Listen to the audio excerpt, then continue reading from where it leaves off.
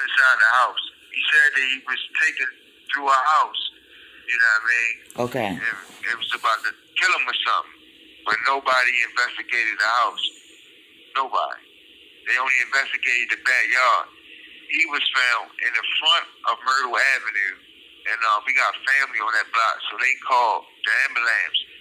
So it wasn't like the police came and they found people, or they said, people's called the ambulance. Why would somebody call the ambulance if a crime was committed? Right. But that's what his people did. I was in the back.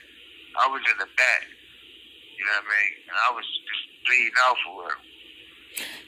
There was witnesses to you being fired upon? No witnesses. That's the whole thing to this whole case. There is no witness but him. He's the only witness to his crime.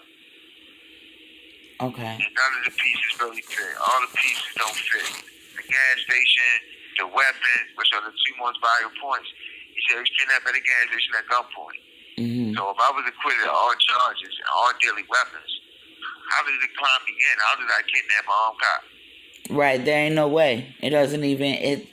It's illogical to think that. Right. So how could the case go forward? So when anything came out to the jury about a weapon and they had to dismiss it, what the hell? You know what I mean? Yeah. The case supposed to have been dead.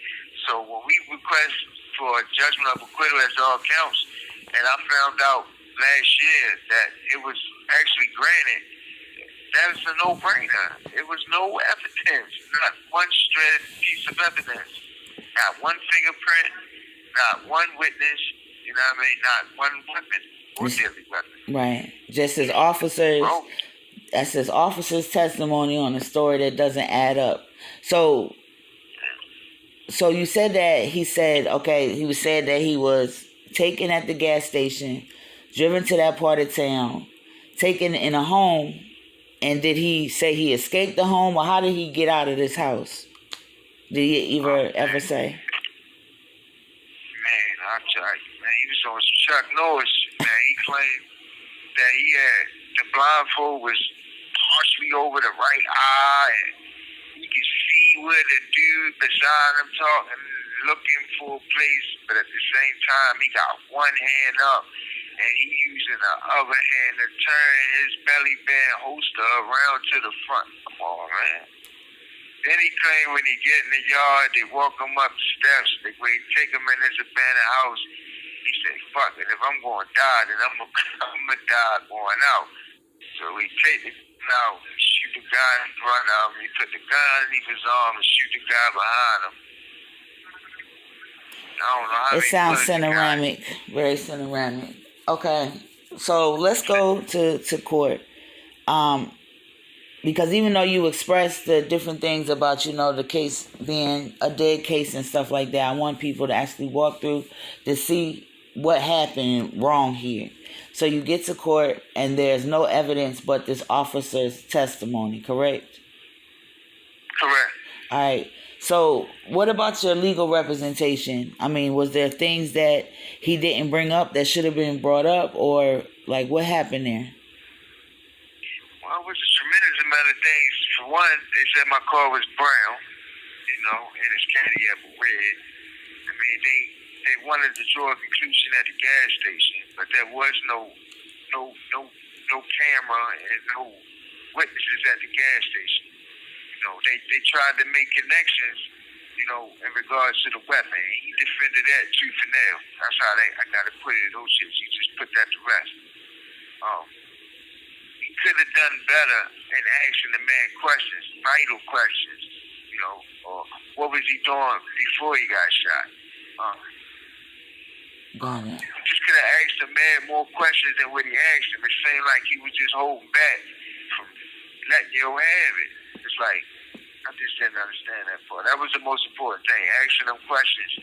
He didn't ask him any questions. He just let him get out the stand for him. Okay. So, one thing, he could have asked him, why you cut your hair? Like he had cornrows when he shot me up. Why you cut your hair? I mean, what made you cut your hair all of a sudden? You was at Millbury and Green. Who was you with? Why was you there? right. You know what I mean? And 911 report, it said his girlfriend, but Shorty was 18, he was 32. Fuck is that? We all know what happened on Melbourne and Green. You know what's happening. There be a whole bunch of prostitution going on Melbourne and Green. That whole block. Known for it. He said he just let her get in the car to take her to the store. But in the process of all this happening, now she his girlfriend. Then he put that to rest in court. He didn't question him about that. That was tremendous. All you gotta do is catch him in one lie and everything else did. Correct. He didn't push him. He didn't push hard. Like it was a lot of questions, simple questions that he could have asked to show that this man is sitting up here lying his tail off. But he didn't. So let me get some date verification so we can help paint that picture. So you were convicted of this in what year? I got convicted in 2007. Okay. March of 2007. Okay. Now, when was it that a judge looked at your stuff and said that the case was a dead case and dismissed it?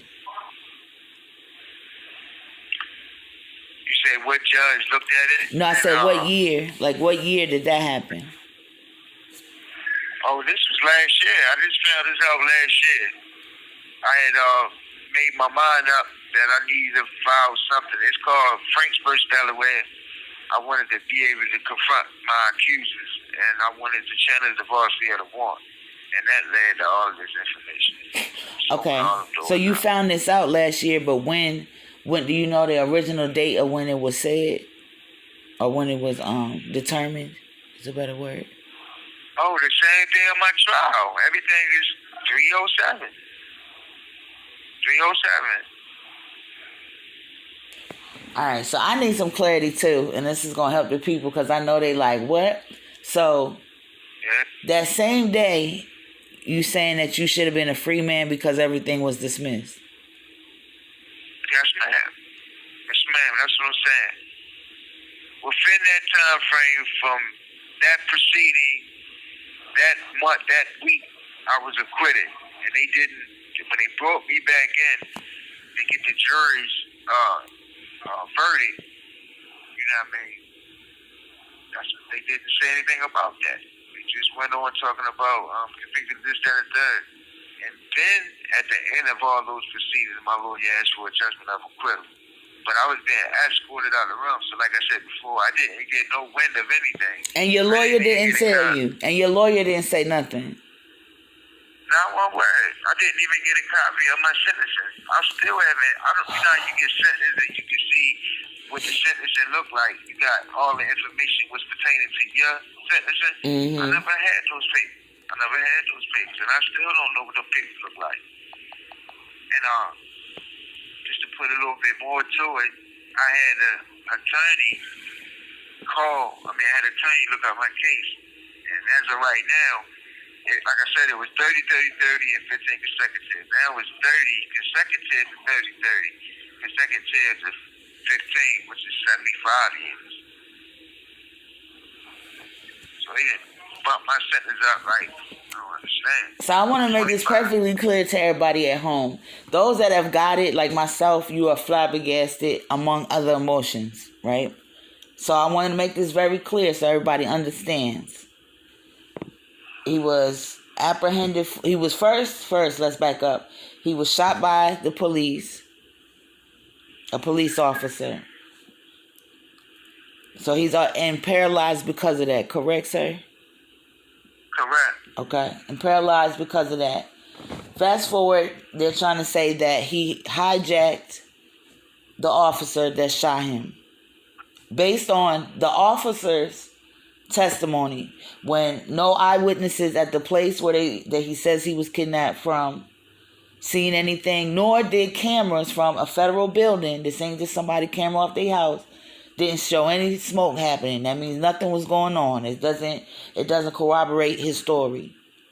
Then he says that he's taken into a home where he's supposed to be held, and no one's ever checked the validity of that story by even checking out this house, talking to the people there, going inside of nothing. So this is all based on this man's story, imagination, whatever he decided to come up with. Get to a trial. They present this in front of a judge. Okay? And the judge decides that it's dismissed. It's an acquittal. And this man has been in prison for 20 years for no reason. I need y'all to let that sink in. The judicial system does fail, and this is one of those moments.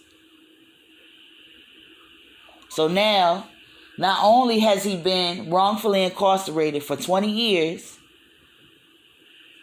they've added time to his sentence for a reason he is unaware of. Am I cooking with butter? Am I correct? Absolutely, and a new indictment though. And a new indictment. So tell me, do you know what this new indictment is supposed to be? I guess it's the charges that I was supposed to be convicted of, because that's what he's using that for, to bring back the charges I was purportedly convicted of. So now it seems like they're trying to... So you said that... So you started digging, and now all of a sudden, you got some new charges. Which are the same charges that I was acquitted of, basically, which is double jeopardy for real. Like, that's impossible. How can you be acquitted and then given the same charges you was acquitted of? Like, this is like they added words to the judge's sentence. When he said acquittal of all counts, they tried to isolate it into one count, and that's not what it said. So they playing word games.